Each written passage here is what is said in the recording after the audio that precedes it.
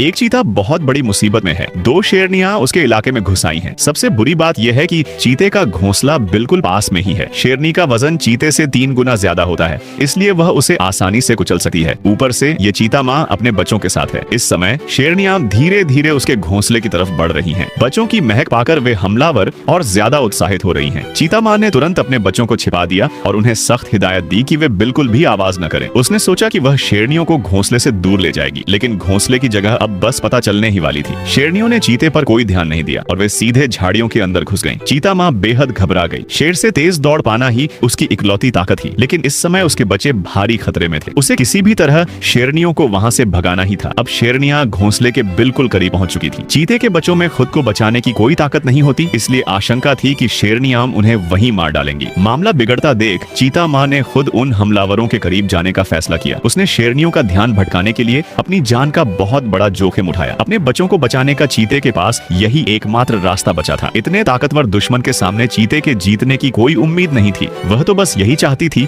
कि उसके बच्चे किसी तरह इस खतरे से बाहर निकल जाएं। चीता बार बार उनके रास्ते में आ रही थी, लेकिन वह शेरनियों को दोबारा बच्चों के घोंसले की तरफ जाने से नहीं रोक सकी। चीता माँ अपने बच्चों को हर हाल में बचाना चाहती थी, लेकिन दो शेरनियों के सामने वह बिल्कुल बेबस नजर आ रही थी। आखिरकार चीते को उस झाड़ी वाले इलाके से खदेड़ दिया गया। उनमें से एक शेरनी झाड़ी के अंदर चली गई, जिससे बच्चों की जान को भारी खतरा हो गया। चीता माँ दूर जाकर भी वहाँ से पूरी तरह नहीं हटी थी। उसने अपनी तरफ से पूरी कोशिश की थी, लेकिन अब बहुत देर हो चुकी थी। शेरनियों के वहाँ से जाने के बाद चीता माँ वापस अपने घोंसले में आई। वह सच का सामना करने से डर रही थी, लेकिन फिर भी बच्चों को ढूंढने लगी। आधे घंटे के बाद झाड़ियों के अंदर से एक बहुत हल्की सी आवाज आई। कुछ बच्चे अभी भी जिंदा बच गए थे। चीता माँ के पास बच्चों से मिलकर लाड़ जताने का समय नहीं था। उसने तुरंत बच्चों को नए घोंसले में ले जाने का काम शुरू कर दिया, क्योंकि अब एक पल की भी देरी नहीं की जा सकती थी। चीता माँ ने एक बच्चे को अपने मुंह में दबाया और तेजी से नए घोंसले की तरफ चल दी। डरे हुए बच्चे लगातार रो रहे थे, लेकिन माँ के पास उन्हें चुप कराने का वक्त नहीं था। वह तुरंत दूसरे बच्चे को लेने के लिए वापस मुड़ी। उसने दूसरे बच्चे को भी मुंह में उठाया और आसपास के माहौल को लेकर पूरी तरह सतर्क हो गई। शेरनियां अभी भी पास में ही थीं, ज्यादा दूर नहीं गई थीं, लेकिन चीता माँ ने इस बारे में ज्यादा नहीं सोचा। उसका मकसद बच्चों को तुरंत वहाँ से सुरक्षित निकाल ले जाना था। जो हो चुका था सो हो चुका था, लेकिन अब वह अपने बाकी बचे 2 बच्चों को नहीं खोना चाहती थी। वह कुल 4 बच्चों की परवरिश कर रही थी। शेरनियों ने बाकी के 2 बच्चों को काट कर मार डाला था। वे ऐसा भूख मिटाने के लिए नहीं, बल्कि भविष्य के अपने प्रतिद्वंद्वियों को खत्म करने के लिए करती हैं। अब बाकी बचे 2 बच्चे आखिरकार खतरे से बाहर आ चुके थे